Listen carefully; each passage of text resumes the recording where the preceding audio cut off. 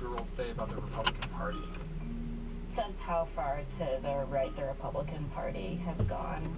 The Republican Party of Reagan is really long in the rearview mirror.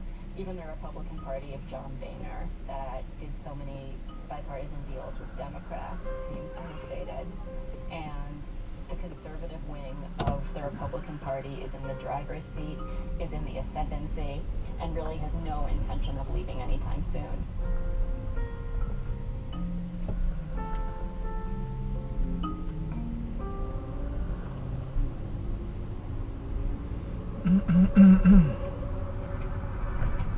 That's all for today, Thursday, October 26th. The Journal is a co-production of Spotify and the Wall Street Journal. Additional reporting in this episode by Eliza Collins, Katie Stetch-Farrick, Christina Peterson, and Lindsay Wise. Thanks for listening. See you tomorrow. This episode is brought to you by Viator.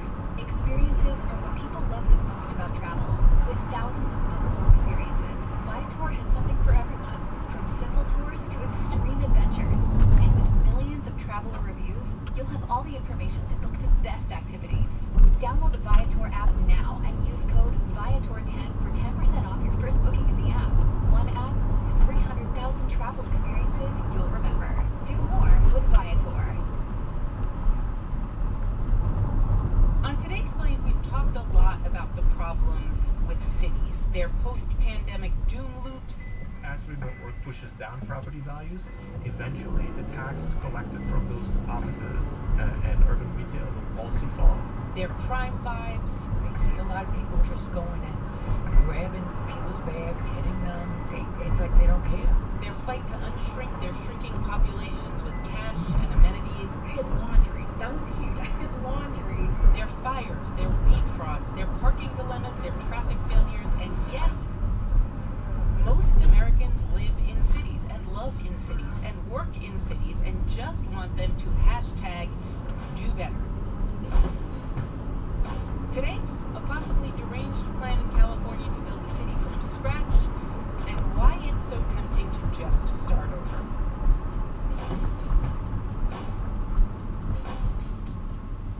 Across the country, Amazon employees are turning hourly jobs into higher-paying careers. I don't think there's that many opportunities, especially where you can start off working at the warehouse to working in tech.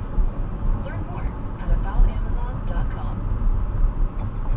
This episode is brought to you by Tidy Care from Tidy Cats, a new line of cat-first litter solutions, like Tidy Care Comfort, made with smaller granules for a cat-preferred paw feel versus the leading clumpy litter, and Tidy Care Alert, with color-changing crystals that help monitor the health of your cat. Designed with cats' needs in mind, without sacrificing the performance you expect. New Tidy Care from Tidy Cats. Learn more at tidycats.com.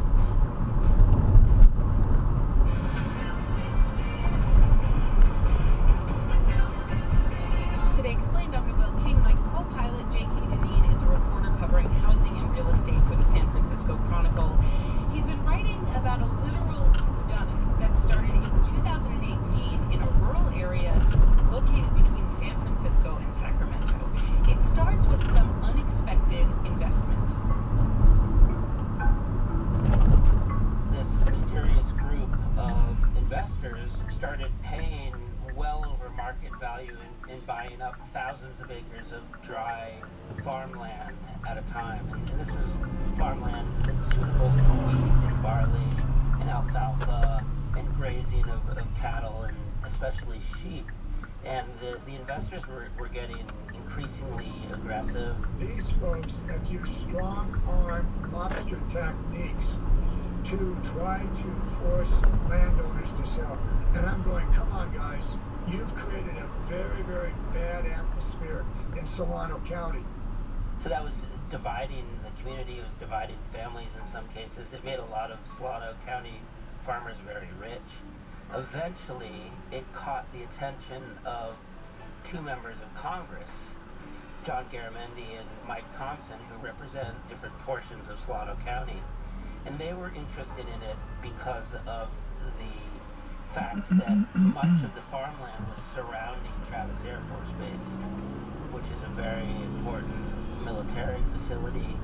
A lot of the aid going to right now is being flown out of that airport. They were concerned with, I mean, is it the Chinese who is really encircling the Air Force Base? Since 2018, a group known as Flannery Associates has bought more than 15,000 acres of farmland near the Air Force Base. Some proposals being considered to protect the farmland include more disclosure of agricultural land purchases and prohibiting foreign ownership of farms. At that point, pressure was really building. It hit the media, I started writing about it, and the rumors and speculation were running rampant to the point where the investor group finally felt pressured to show their face, to reveal themselves. After weeks of speculation, we now know who's behind a big land buy out in Northern California and what they plan to do with it. It turned out they're not. China, they were not even really real estate people at all. They were, in fact, a bunch of very successful, wealthy Silicon Valley entrepreneurs and investors. Some of those on the list include billionaire venture capitalist Michael Moritz, the widow of Apple co-founder Steve Jobs, billionaire businesswoman Laurene Powell Jobs, LinkedIn co-founder Reid Hoffman, and Patrick and John Collison, the sibling co-founders of San Francisco-based payment technology company Stripe. Some of the people, the real early investors in Google and PayPal, and that was just a shock because nobody really expected that a bunch of Silicon Valley, Palo Alto billionaires would want to buy a bunch of dry farmland in an obscure corner of Solano County, which isn't really a place that one associates with tech billionaires. Okay, so tech billionaires, 50,000 acres of what is more or less farmland. It's near a military base. They finally reveal themselves because the pressure's on. The pressure's coming from farmers, ranchers, also Congress, by the time it all comes to a head. And what do these people want to do with their 50,000 acres of land? Yeah, so the name of the company is called California Forever, which, sounds like delightful and scary at the same time. And they want to revive the California dream and build this utopian city, walkable, bikeable, densely populated new California city, which they hope will rival the great American cities. The group of investors want to build a mega city, which will offer good-paying jobs, affordable housing, clean energy, sustainable infrastructure.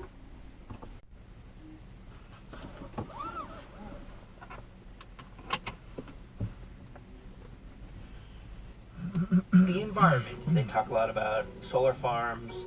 They talk a lot about preserving, plenty of open space, at least 10,000 acres.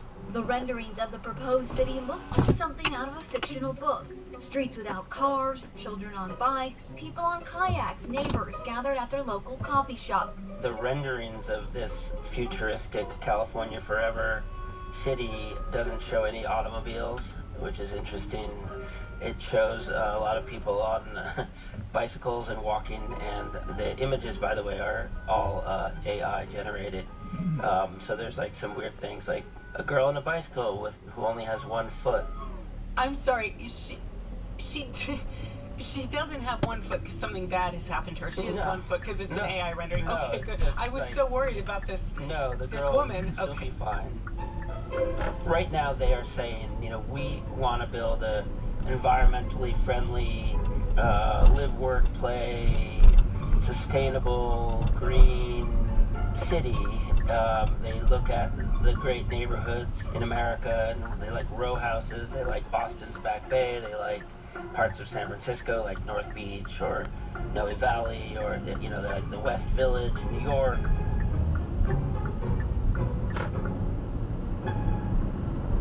All of the places, JK, that they've modeled this city on are very nice. I like the West Village, I like the Back Bay, I like Noe Valley.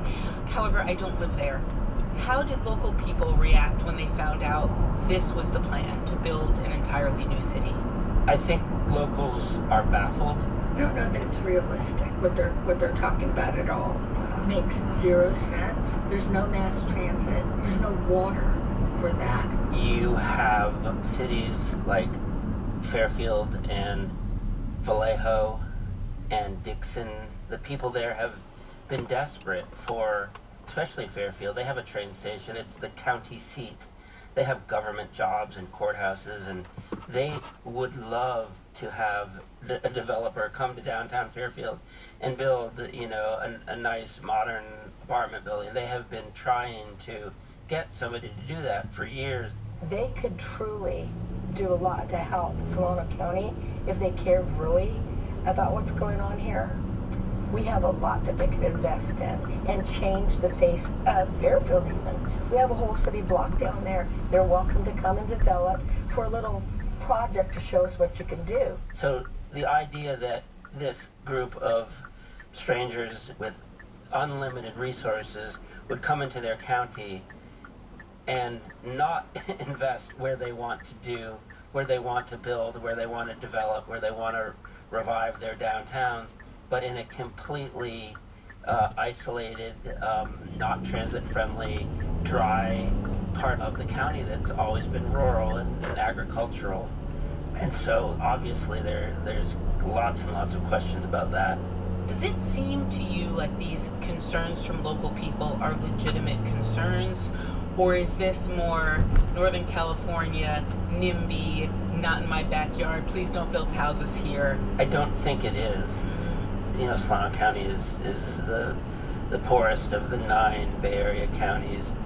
And so it's not traditional NIMBYism in the sense that people want to preserve their views or preserve their kind of low density suburban community feel. It's not really that kind of place. It's more a mix of working class towns and farms. You know, I was born of this dirt and they're going to put me in the dirt here when I die. And I said, until that time, I'll be here looking at you. There's 2 groups of people that are leading the opposition. One is residents of some of the cities, like Fairfield, and they just object to the idea of sprawl. I mean, no matter what California Forever says, you know, you're talking about urbanizing an agricultural area. The other group would be the ranchers themselves, ones that have not sold out, who refuse to sell out, and who very much like ranching in Solano County. How are these investors responding to concerns from the community? What are they saying when people throw all this at them? A lot of the criticism comes from the fact that it was secret for so long. And they're saying, look, we understand you're angry. Please yell at us. We expected that, but we had to do it that way. We had to keep it secret, or else the prices of land would have been driven up even more than they already were. We felt very confident that we could build an amazing project out there, and we had to assemble a large landholding. And in order to do that, we had to be quiet about the plans so that we didn't have reckless speculation and track from developers coming into the area. Given the California Forever folks the benefit of the doubt, they are a group of people that have created tens and tens and thousands of jobs throughout the Bay Area, and they know firsthand how difficult it is for workers to afford housing in the Bay Area. And so some of them have spent quite a bit of money investing in sort of the YIMBY movement, the Yes in My Backyard movement, and trying to make it easier, faster, and cheaper to build housing in the Bay Area. They have run into roadblocks in Silicon Valley, in San Francisco, where there is so much opposition to housing. And this report from the governor's office is calling out San Francisco for making things very difficult for people trying to create more housing. So far this year, San Francisco has permitted less than 1 home per day. And so I think, giving them the benefit of the doubt, there is an honest desire to create a new city that combines maybe the best of American cities, but is also affordable. Okay, so this is not for Laureen Powell Jobs. She does not want to live in this city. This is for the people. Yes, I think the image that they are propagating is one of, middle class, mixed income community. Do you think this is really going to happen? Do you think this city is really going to get built? The fact that these people have already spent $1 billion leads you to believe that they're very serious about it. They're rich, but maybe not rich enough to throw away that kind of money So they are taking this very seriously. Their first big test will be in November of next year when they go before the voters of Solano County to try to get basically permission to build the city in order to go forward. And so they are going to be spending a lot of money over the next year to try to build community support. And we'll see. They got off to a very bad start, but there's a lot that they could do to win people over.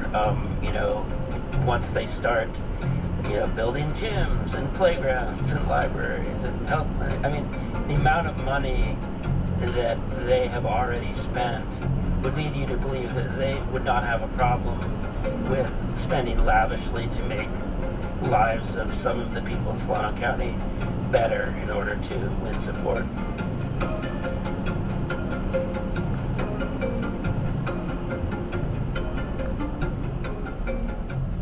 J.K. Dineen of the San Francisco Chronicle. Ahead, New City Fever.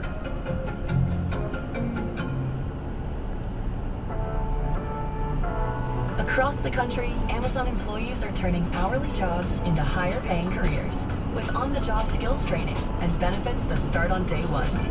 I had lost my job, so when I started at Amazon, the biggest perk right off the bat was day one benefits and ample opportunities for growth. I heard about this design apprenticeship program with Amazon, and now I'm a UX designer for Prime Video. Learn more at aboutamazon.com. Crypto is like the financial system, but different. It doesn't care where you come from, what you look like, your credit score, or your outrageous food delivery habits. Crypto is finance for everyone, everywhere, all the time. Visit kraken.com/see-what-crypto-can-be to learn more. Not investment advice. Crypto trading involves risk of loss. Cryptocurrency services are provided to U.S. and U.S. territory customers by Payward Ventures Inc. View PBI's disclosures at kraken.com/legal/disclosures. What about us? We'll always have it today explained. I'm Sarah Moser. I'm a professor of urban geography at McGill University, and I conduct research on new cities currently being built from scratch in Southeast Asia, the Middle East, and Africa. So I examine the global phenomenon of new city building as well as individual new city projects. Have you heard about this initiative in California? I have. This is pretty exciting news for someone in my line of work. I've been following the news quite diligently. What do you think as a researcher when you see this? I'm disturbed by it. I'm disturbed by the secrecy and the scheming, all of which has occurred behind closed doors. I'm concerned that these are billionaires behaving in a way that's anti-democratic and actually more in line with Saudi princes than what you'd expect from citizens in a democracy. It seems like a big moneymaker. If these secretive billionaires and tech bros are able to change the zoning from agricultural to urban, the land will automatically quadruple in value or more. And so I'm skeptical that anything will be built at all.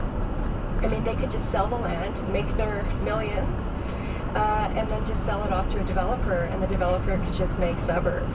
There's nothing legally binding them to the plan that they've advertised to date.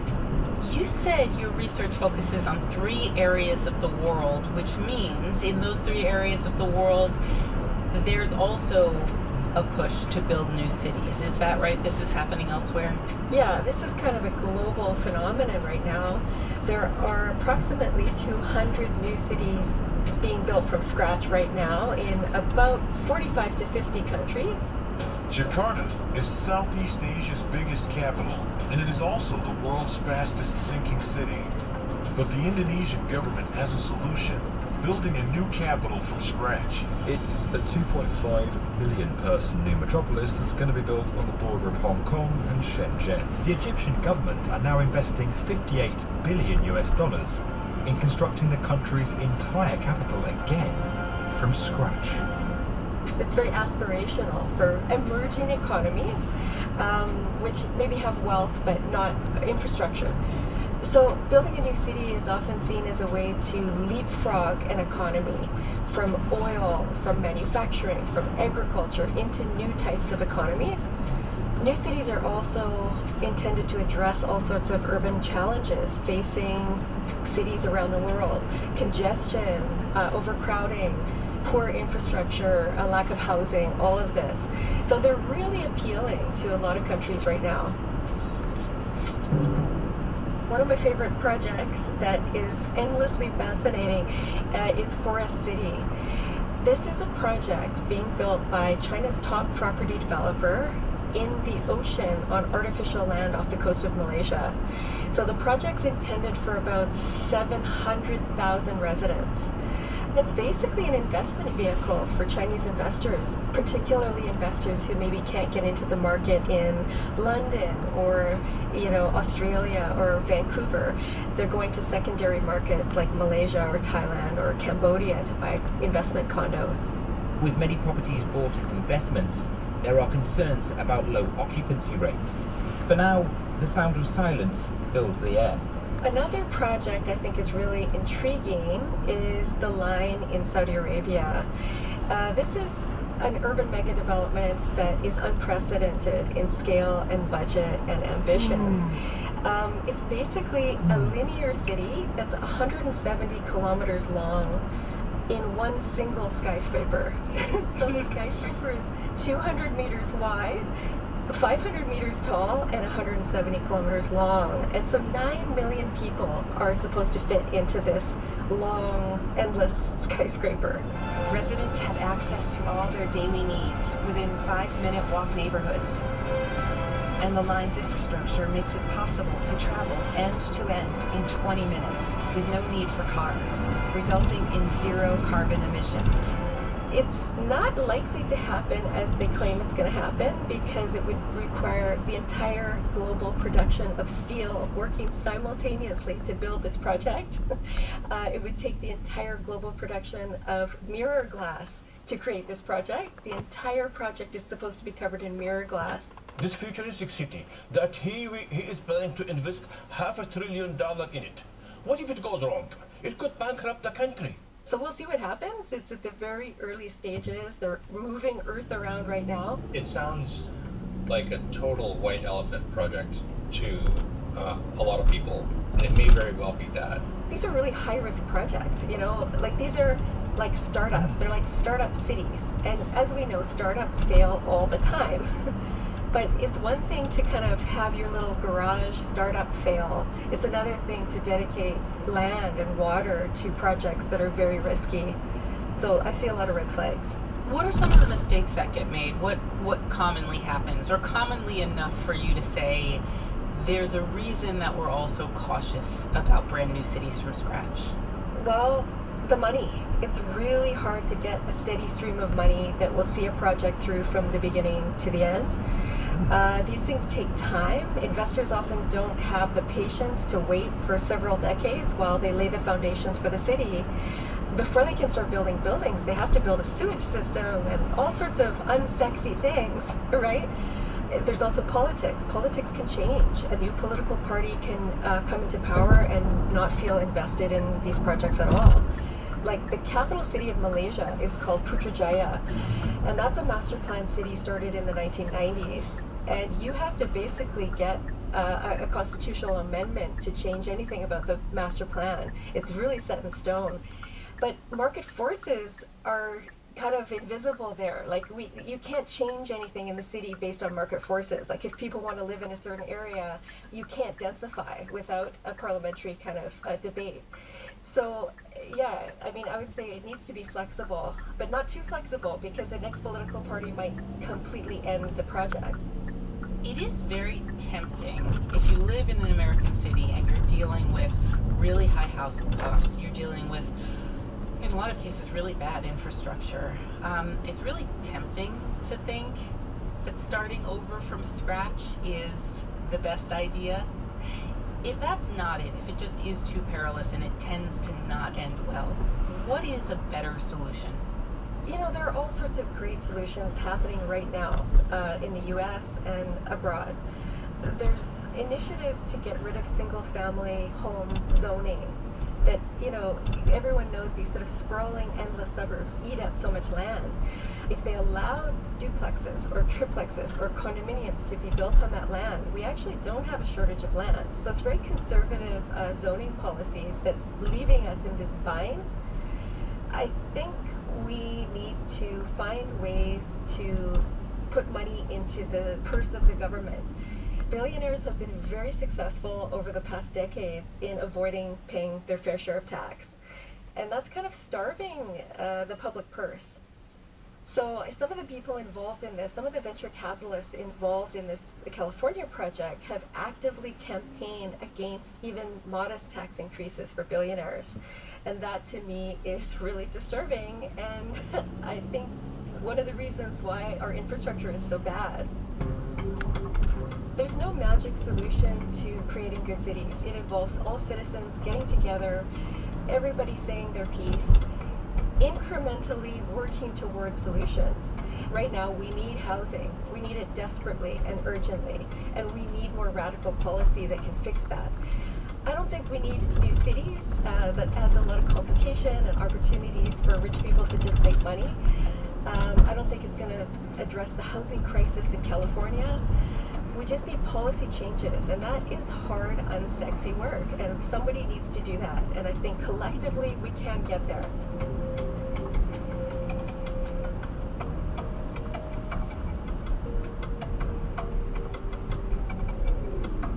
That was Sarah Moser. She runs the New Cities Lab at McGill. Today's episode was produced by Avishai Artsy.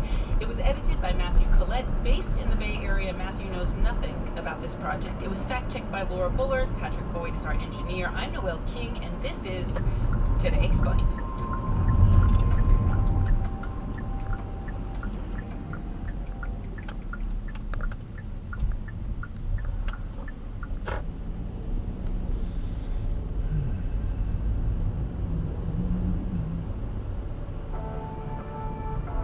Central Ohio to San Bernardino and everywhere in between, Amazon employees are turning hourly jobs into higher-paying careers. Around here, I don't think there's that many opportunities, especially where you can start off working at the warehouse to working in tech. Amazon basically paid for us to learn UX design on the job, and now I'm a UX designer for Prime Video. It's been a dream come true. Learn more at aboutamazon.com. A warning before we get started. This episode contains descriptions of violence.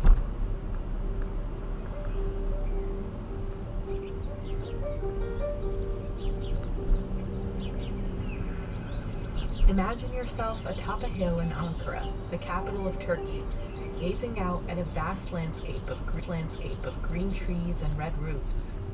Below you, lined with flowers, is a paved beige walkway called the Lime Road.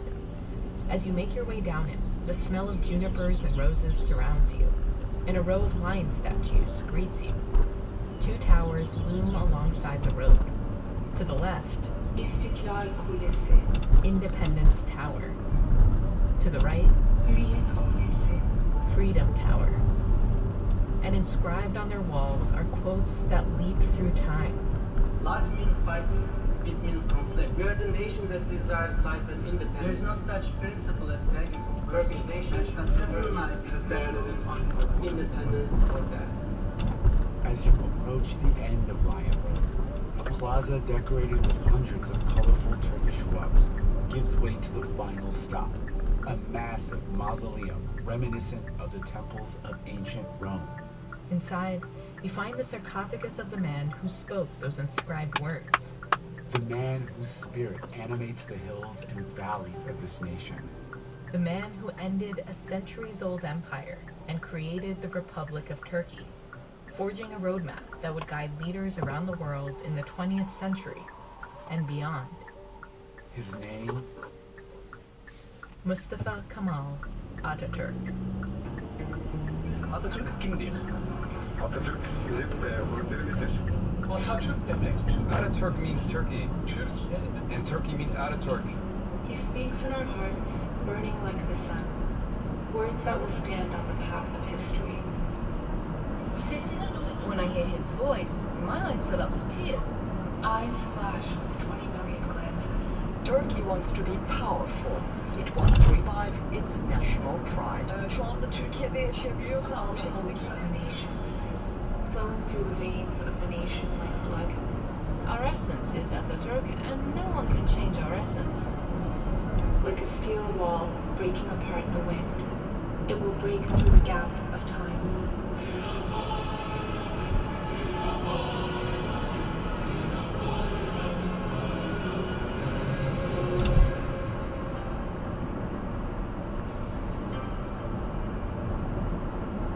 It's been said that if the Earth were a single state, Istanbul would be its capital. Turkey sits at the crossroads of Europe and Asia, a location that's geographically strategic and culturally rich. And Ataturk, who became Turkey's first president exactly 100 years ago in 1923, is its inescapable figurehead. I think Ataturk is similar to not just Washington, but Washington and Lincoln put together. This is Soner Çağatay. I'm the director of Turkish Research Program and the Bayer Family Fellow at the Washington Institute for Near Policy. I'm the author of a number of books, most recently, A Sultan in Autumn, Erdogan Faces Turkey's Uncontainable Forces. Ataturk, the surname Mustafa Kemal was taken towards the end of his life, literally translates to father of the Turks. He cast himself as someone who would lead the nation to a higher stage of civilization by building a secular republic. The current president, Recep Tayyip Erdogan, now he wants to be the father of a new Turkish identity. Unlike Ataturk, Erdogan is putting Islam first. President Erdogan, who's been in power for nearly 20 years now, also wants to shape Turkey in his own image. He wants to revive the religious identity of a place that for so long was the epicenter. 3. Yeah, if you want more time and to do something. You can come in if you want to. I don't mind. If you want to be early, I understand. You. I gotta heat up the food a little.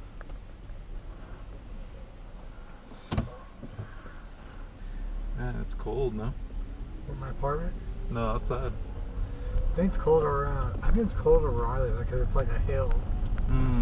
Because like up there, you don't really notice it. There's like a hill you're walking up on there actually. Oh. And it's like you're walking up a hill when you're going to Walmart. Like when you're walking down here, yeah, that's what it feels like.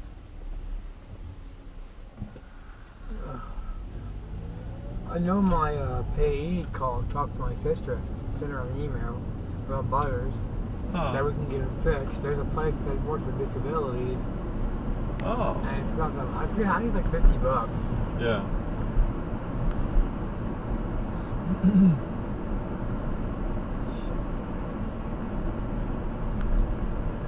Down in Cincinnati or? I think even in Oxford. Because she was telling me that my PE said there was one down in Oxford or Hamilton. Then I didn't the one like that's down by Cincinnati. So I said, yeah. So that might be. So that's yeah, that's the one Sister Cats do. She said, well, there's one in like here in Oxford where you can take the butters to. They'll fix them actually. How's work been? Oh, she's up. Pretty much quit actually. I'm trying to find a different job. Oh. Yeah. I'm thinking about Arby's or Java or Kroger's. I'm kind of done with the food business thingy. Yeah. I've been doing it for like what? I was at Gaslight for 3 years, then Wendy's for 2 years.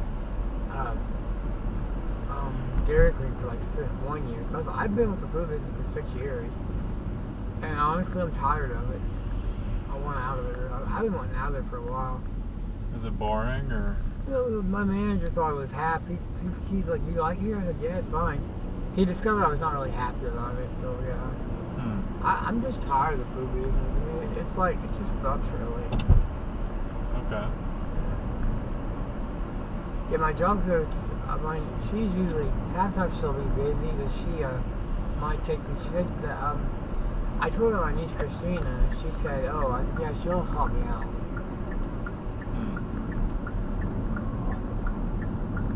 I slept in this morning. Actually, I was tired. Yeah, me too. Yeah, Butters would not leave me alone, actually. I wanted to play or food or... Yeah. If I can get a job at Arby's, I might try to work there. They're hiring, yeah, if they are there. I might go up there and try to get a job up there.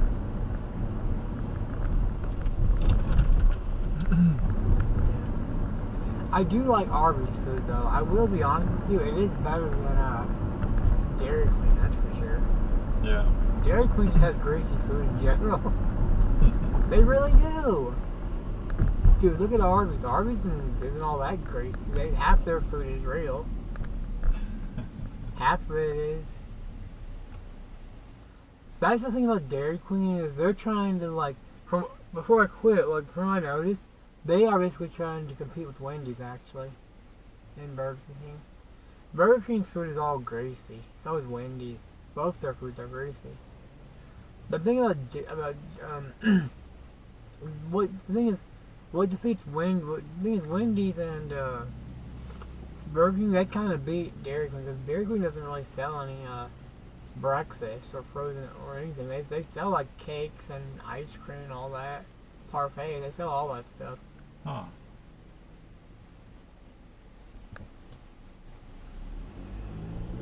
I would have robbed Butters, but he ran off.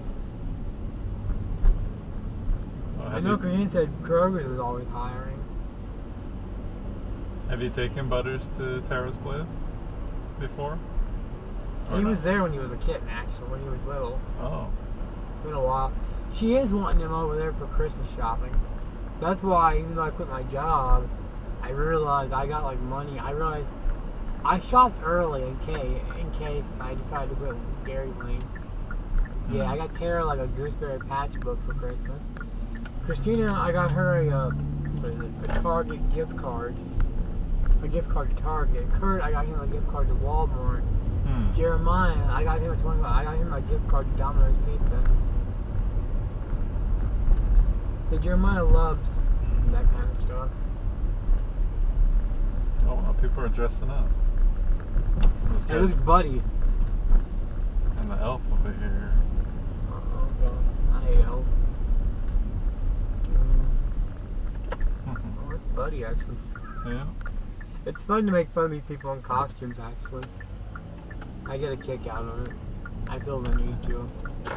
I don't really go off when buying the whole costume thing. I just buy the shirt and that's about it. Okay. Yeah, that's enough. Well, that way, because you're too cheap to actually buy the entire costume. I don't like buying the entire costume nowadays. They're too expensive. They really are. I don't like doing that. Sheesh. Does that cabbage smell that good or something? Oh, it smells good? It's got a strong smell to it. What did you put in there? A little bit of vinegar in there too. Oh, well, vinegar is probably the guarantee as to why it smells that. Has a strong smell to it. Yeah, I followed some recipe from online.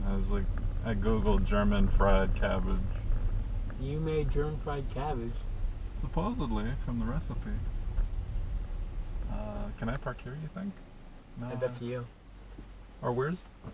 Tara's Jeep is right there. Maybe I'll park behind her Jeep. Dude, that cabbage has got a strong smell to it.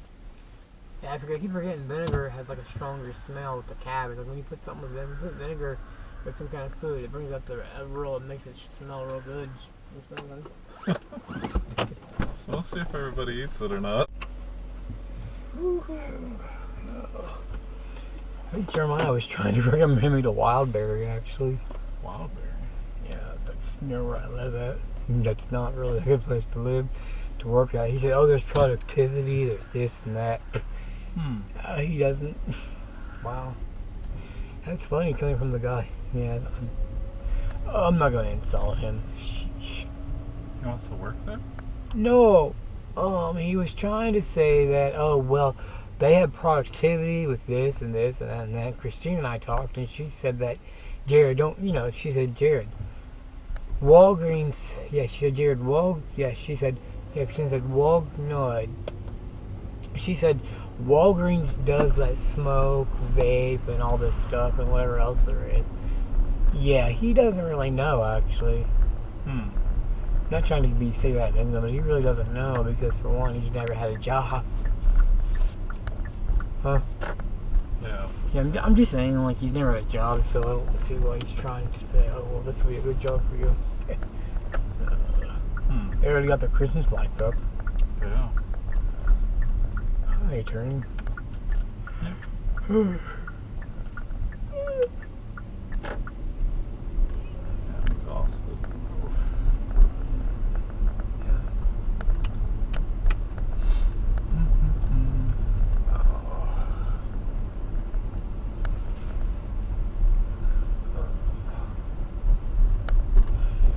Yeah.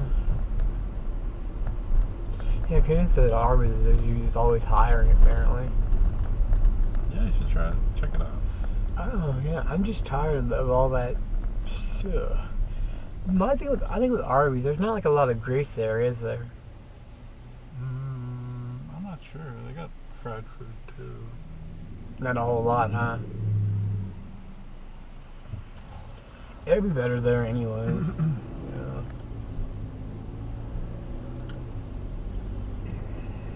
Or there's a Dollar General near you. Do you want to try there? You know what's funny? I'll tell you something. Like, I tried, before I got fired, I tried to apply for other jobs. Oh, no, you're good at what you do. You got a really good job. Oh, my God. You know how annoyed I was when I was trying to get a different job? Yeah. I was very annoyed because they kept saying, but you're so good at this job, just stay at this one. Yeah, really. I get freaking tired of people trying to make their decisions for me.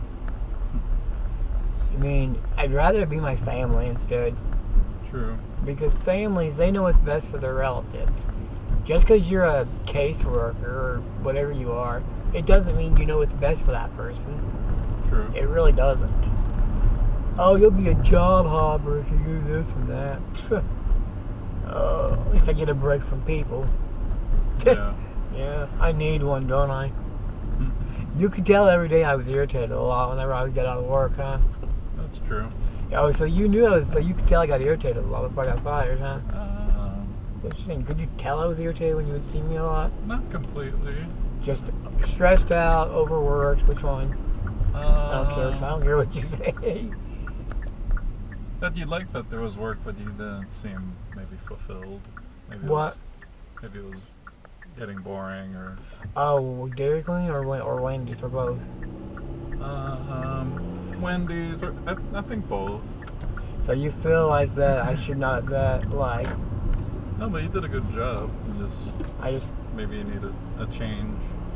Yeah, I mean, yeah, I fucked up, but it's like... Yeah, I did, I'll admit that, but here's the thing is, like... I'm just tired of doing the food business thing. Yeah. I know Christina's trying to get me in a job that will, like, that will probably, I guess, like, she's wanting me at Arby's, apparently. Or the Gobbler. Either of those. Oh, what's this Gobbler? Fast food, or? You just passed it up. It was down there. Yeah, I saw it. What kind of food is that? Chicken.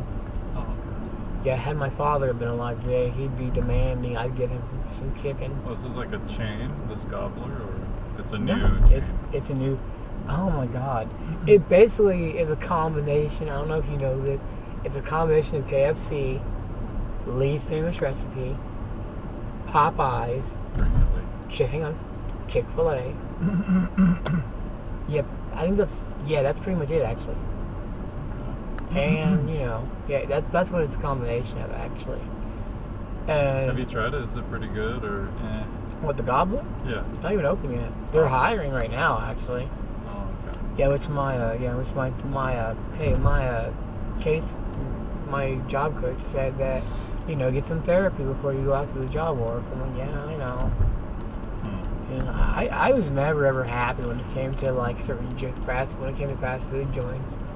Yeah. I just wasn't happy. See, when I was at Gaslight before they laid me off, I was a lot happier. I felt like I felt great. It's just that, like, I just can't deal with, I can't deal with the fast food joint, really, because they expect so much out of you. They really do, and it gets very annoying. Well, so maybe a place that isn't fast food, but could still be... Well, Arby's is fast food, but there's a difference. They're not serving greasy meals 24/7. Yeah. They're really not.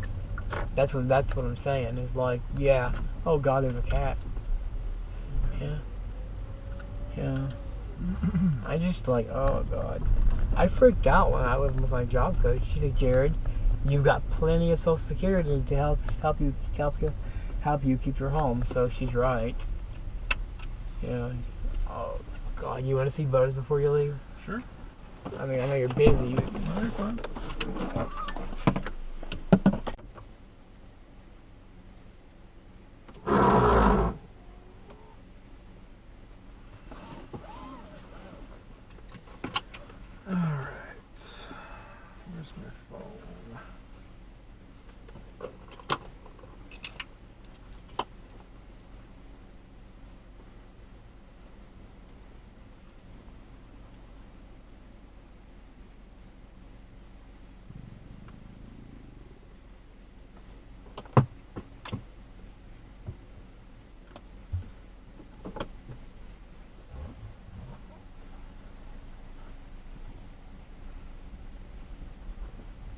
Empire, the Ottoman Empire.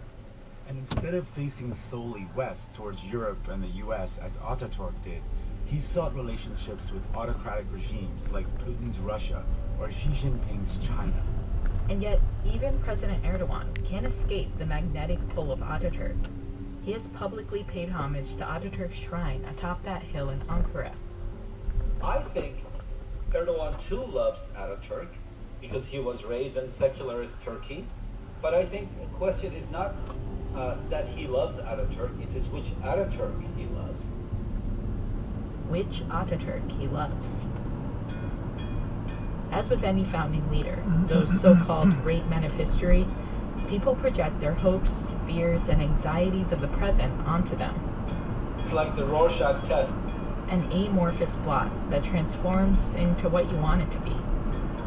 Is it a picture of Ataturk, the liberator, in an Ottoman army uniform, servant of the Caliph? Is it a picture of Ataturk, the founder of the Republic, dressed like a Downton Abbey politician who eliminated monarchy, ended the Ottoman Empire? Or is it a picture of Ataturk, the reformer, hanging out at the beach? Ataturk teaching people how to write in the new Latin alphabet? Ataturk attending a conference populated by women, given his strong commitment to gender equality? The liberator, the founder, the reformer. Each of these identities is based both in reality and fiction, and each has cracks in the paint. Those cracks tell a fuller story of who Ataturk was, what it takes to create a nation in one man's image, and what it costs. I'm Randa Abdel Fattah. I'm Ramtin Arablouei. Coming up, decrypting the 3 pictures of Ataturk.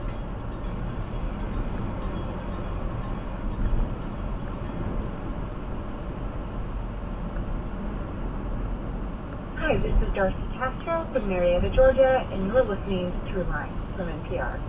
Support for NPR and the following message come from Bombas, making socks, underwear, and t-shirts that feel good and do good, giving 100 million items of clothing to people who need them. Go to bombas.com/NPR and use NPR for 20% off your first purchase.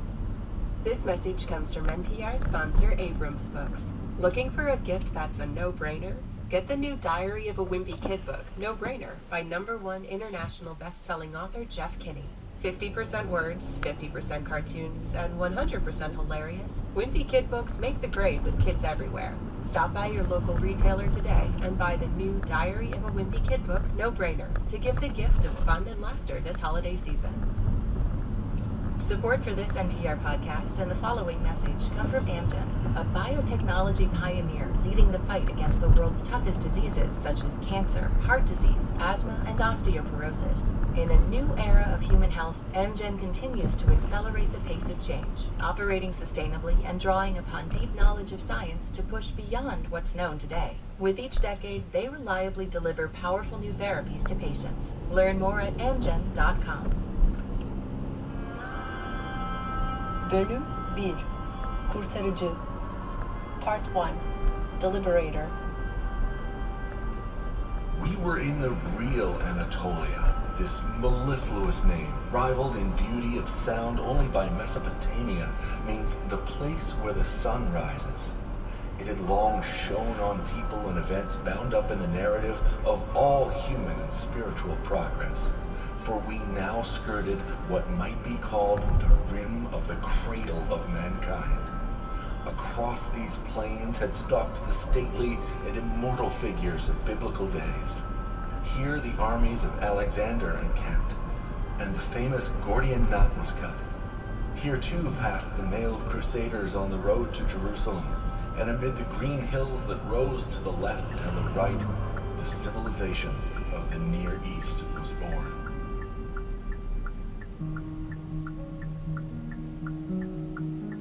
American journalist Isaac F. Marcusson penned these words in 1923 while journeying from Istanbul to Ankara. Thousands of miles from home, Marcusson was in Turkey on a mission to get an exclusive interview with Mustafa Kemal, the man who would soon become Turkey's first president. Friday the 13th came, and with it, the long-awaited interview with Kemal. He lives in a kiosk, as the Turks call a villa. They met at Kemal's home, perched on a hill in the countryside, not far from where he would be buried as Ataturk years later. As Marcusson waited for the interview to begin, he admired the decorative swords that were hung on the wall alongside inscriptions from the Quran and a life-size portrait of Kemal's mother. Finally, after some time, he was brought into where Kemal was meeting with the Turkish cabinet. They greeted each other in French. Perhaps we had better go into the next room for our talk and leave the cabinet to its deliberations. From there on, though, Kemal spoke only in Turkish. Although the Ghazi knows both French and German, he prefers to talk Turkish through an interpreter. Once seated, there was only one last thing needed before the interview could begin. A butler, no less well-groomed than his master, brought the inevitable thick Turkish coffee and cigarettes. Now, with strong coffee and cigarettes in hand, the interview with Turkey's new leader commenced. All my life I have had inspiration in the lives and deeds of Washington and Lincoln. Between the original 13 states and the new Turkey is a curious kinship. Your early Americans threw off the British yoke. Turkey has thrown off the old yoke of empire with all the graft and corruption that it carried. And what was worse, the selfish meddling of other nations. Marcusson was a skilled interviewer, known for being keenly observant, never taking notes, and putting his subjects, such as Woodrow Wilson or Sun Yat-sen, at ease. Kemal, for his part, knew this interview was an opportunity to mark his place in the world and convey his vision for Turkey. And it's very clear that in this interview, his intention was not simply to give the wider public a sense of who he is, where he came from, or just kind of the trivial aspects of his background. He, from the very early stages of his political career, used himself as a kind of allegory, and that he was very mindful of developing and presenting a persona that embodied principles, values, and aspirations that were important to him. America struggled through to independence and prosperity. We are now in the midst of travail, which is witnessing the birth of a nation. My name is Ryan Gingeris. I am a professor in the Department of National Security Affairs at the Naval Postgraduate School in Monterey, California. Ryan is also the author of several books on the Ottoman Empire and the rise of Mustafa Kemal. And this interview has always captured his attention. For many years, imperialism dominated Europe, but imperialism is doomed. And that's because in this interview, the world was introduced to Kemal, a man his people knew as the Liberator, who, amidst the ashes of a dying Ottoman Empire, believed he was destined to create a new nation, capable of rivaling the powers of Europe. And here's how that story goes. In 1881, a baby was born into a world of chaos when the tides of power were shifting. His name was Mustafa Kemal. I think the first thing that has to be said is that the world that he was born into doesn't exist anymore. He was born in the Ottoman port city of Thessaloniki, which is now in Greece, which at the time was known as Salonika. This is Soner Çağatay again. It was a port city, the gateway to the Balkans, but also a port city with large European origin communities, and of course exposed to trends and movements coming from Europe. He grew up in a world in which being a Muslim was the primary basis through which he identified with both state and society. And now what I mean by that is that the vast majority of the people that he associated with in school and even outside of it were Muslim. And so his childhood, he characterized it as first and foremost through an anecdote in which when he was young, his mother made him attend a religious school by virtue of the fact that his mother herself was quite devout. And that instead, what he wanted and what his father wanted was for him to go to a more progressive school. In fact, a school that was run by a prominent Jewish educator. Every detail Kemal shared about his life had a greater purpose. It's very clear that this one scrap that we have that gives us some kind of insight into his childhood was not meant solely to inform, but rather to indicate his own personal preferences. Like Napoleon, he believed that he was a man of destiny, and his subsequent achievements have confirmed that early belief. From his teens forward, it's clear he also sees state service as the primary way in which he's going to make his way through life.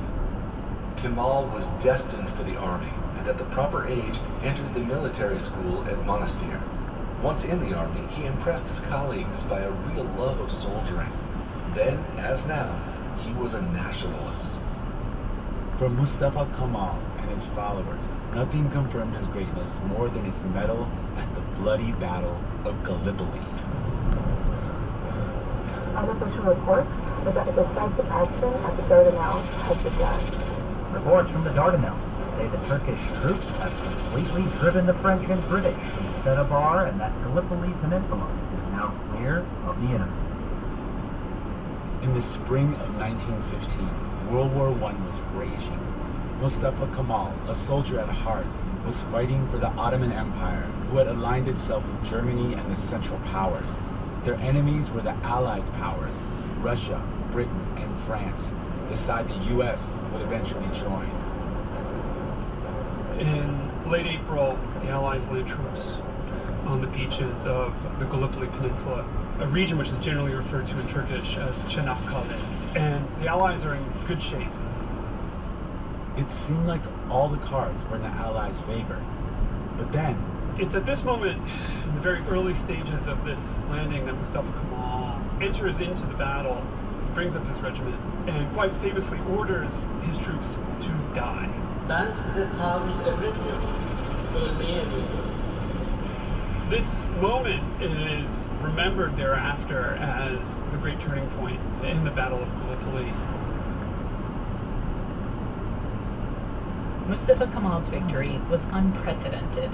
It wasn't easy for Ataturk to defeat those armies, and defeating the French and the British in 1920s is like defeating the Americans or the Chinese today. And I have to give him credit because I think he was a genius in the military realm. Mustafa Kemal had stood up to some of the world's great powers and held his ground. He was a war hero at home, but also around the world, even to the people he defeated. He becomes something of an international personality of note after the war because veterans of the Gallipoli campaign from Australia and Great Britain identify him and remember him for his heroism. And it's really, again, as somewhat ironic as it sounds, it's because of the ways in which Westerners come to remember Gallipoli that he attains this kind of stature as a great leader, great warrior, war hero, what have you. The Turk is both dignified and proud. He is also capable and talented. Such a nation would prefer to perish rather than subject itself to the life of a slave. Therefore, independence or death.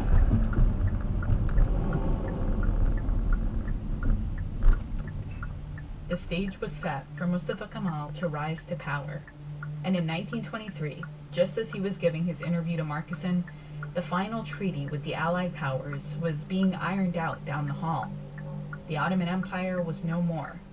In its place would be a new nation, Turkey, with Kemal as its new president. Whatever fate holds out for him, he has already written himself large in the history of his time. Mustafa Kemal presented himself as a rupture with the past, a complete departure from everything that had come before. And with the rise of a new Turkish republic, he wanted the world to believe that the Ottoman Empire had vanished. Almost like in the old days when you had to reset a computer, you did Control-Alt-Delete. I think Ataturk did the Turkish version of Control-Alt-Delete. He basically like hard booted the Ottoman Empire in 1923. He's like, I'm just going to delete the old software. It's not working.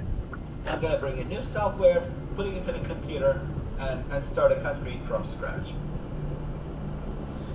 That's the story he told. But the full story was much more complicated. And all the messy, nuanced parts he'd left out, the things that had helped pave his path to power, were still there on the hard drive. Whenever we think about our childhood, we are omitting things. We are adding things as we grow up. The past and the future eliminate each other reciprocally. Coming up, we rotate the portrait of Mustafa Kemal to see another face, the man behind the myth and the bloody underbelly of building a brand new nation.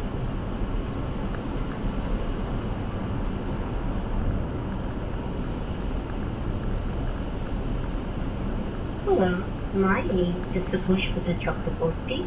I'm calling from Austin, Texas, and you are listening to Throughline NPR. Hey everyone, it's Ramti. I'm here to remind you about Throughline Plus, where you can support our work and get access to extra behind-the-scenes bonus episodes every month. This month, you'll get to hear an interview I did to learn more about the sounds and music of Mongolia, which really helped me compose the music for our David vs. Goliath episode from September, one you should definitely listen to. To check it out, sign up for Throughline Plus at plus.npr.org/Throughline. And to everyone who's already supporting us, thank you so much. Now, back to the show. This message comes from NPR sponsor IBM. The one thing people can never get more of is time. Or can they?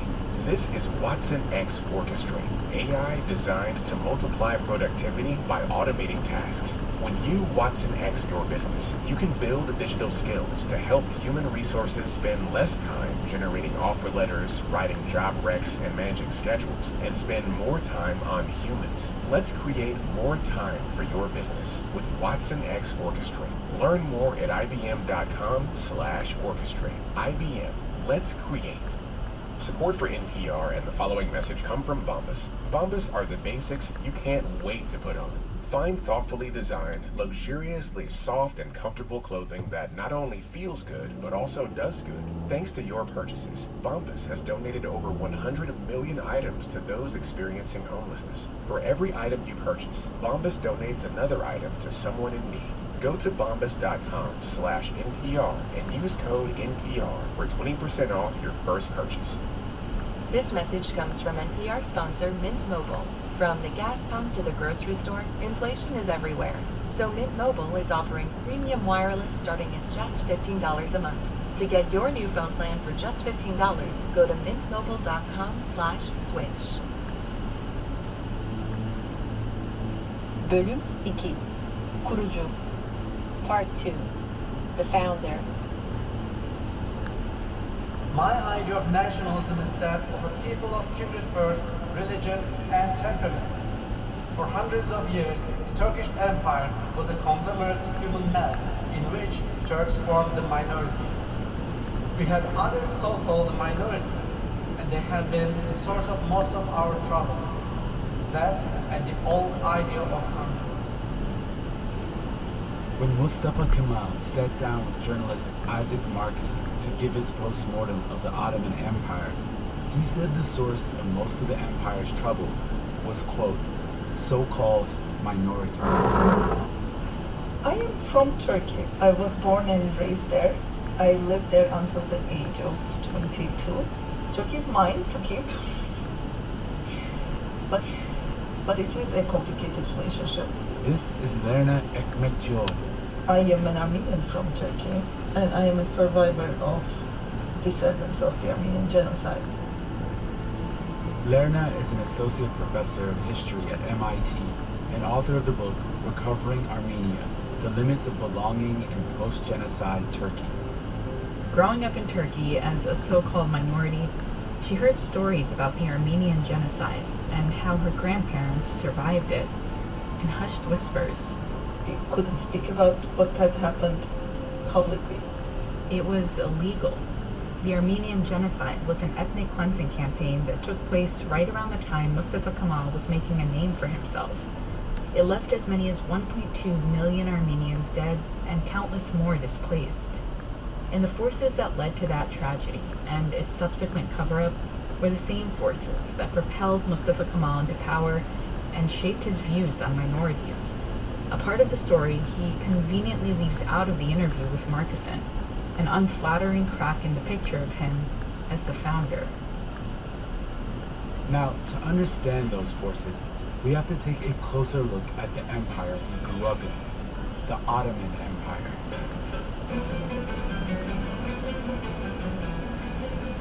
Ottoman Empire was a great power, hundreds of years, ruled territories over 3 continents. It's huge, and it's biggest from Vienna to the Balkans to the Holy Land in the east. I think about 50 member states of the UN at one time were controlled by the Ottomans.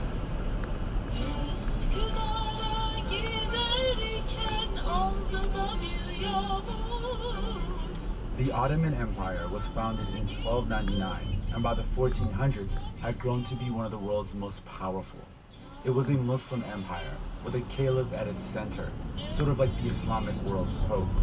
But many different ethnic and religious groups lived for centuries alongside one another, creating a sort of shared cultural heritage, including iconic folk songs like the one you're hearing, called Katibin. No such entity existed in this part of the world in Europe. Think of the expulsion of Jews and Muslims from Spain, religious wars in Europe between Catholics and Protestants, persecution of Jews in Russia and across the continent in general. So when compared to its contemporaries in the 16th century, it's a progressive place. They were tolerant of other faiths, and tolerant doesn't mean equal. For example, non-Muslims were taxed more heavily, but tolerant meant people could live in relative peace, practicing their faith with choice.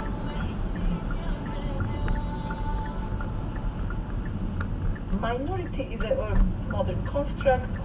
Lerna says all these different groups were seen simply as part of the tapestry of the empire, until the Ottomans began to lose their grip on power. Started with the defeat in Vienna in the late 17th century. In the summer of 1683, the Ottoman army attempted to lay siege to the city of Vienna in Austria. A victory could have changed the course of European history, and they actually almost succeeded. But in the end, they were driven out. This battle marked the beginning of the end for the empire. It suffered a really slow and painful decline. Just as European powers like the British, French, and Russians were growing in strength. And by the early 1800s, some of its internal parts don't want to stay with it anymore. And that jeopardized the empire's stability. The most vocal group within the empire that wanted out were the Greeks. Greeks rebel not in the name of their ethnic nationality, but in the name of their Greek Christianity. Because this is how the Greeks have been categorized under the Ottoman rule. Because in the Ottoman Empire, you are your religion. And with the banner of Christianity guiding their rebellion, other Christian European powers came to their aid. Democracy was born in Greece, philosophy, like the civilizational root of everything that we aspire to be can go back to ancient Greece, and then therefore let's make a cause out of them. Eventually, in 1832, the Greek nationalists managed to break off and form their own kingdom. This too was a threat to the empire. The Ottoman government was worried that, with its power waning, other minorities within the empire would further tear it apart. So they extended more equality to other minorities, including the Armenians, and they rebranded themselves. The Ottomans decided that the only way they could catch up with the Europeans, who were then global rising powers, was to become like a European state. They reformed their military, drafted a new constitution, built a more secular education system, and expanded rights for women and minorities. So, by the time Ataturk was born in 1880s, the Ottomans had been westernizing for roughly about a century. But despite its attempts at modernizing and westernizing, the reality was the empire was still crumbling fast. They were forced to declare bankruptcy, they continued to lose more and more of their land, and desperate to wrangle control, the government decided to discard its constitution and embrace an iron fist approach, cracking down on dissent of any kind. The Ottoman Empire in the 1880s, 1890s, the decades of Ataturk's youth, these were dark times. A mood of discontent was spreading throughout the empire, which gave rise to a new movement determined to reform the empire. They became known as the Young Turks. In 1908, the Young Turks staged a revolt, and when they succeeded, they restored the constitution and signaled better days ahead for the empire, inspiring other youth political movements around the world. Vive la patrie, vive la nation, vive la liberté. Mustafa Kemal joined the movement. But here's the great irony of Mustafa Kemal and his generation. They had come up in secular Ottoman schools and served in its military, so they weren't trying to break with the past. They were mostly trying to save the empire from collapse. In some ways, it is a movement dedicated to saving the state from itself. But before long, their progressive idealism would be put to the test.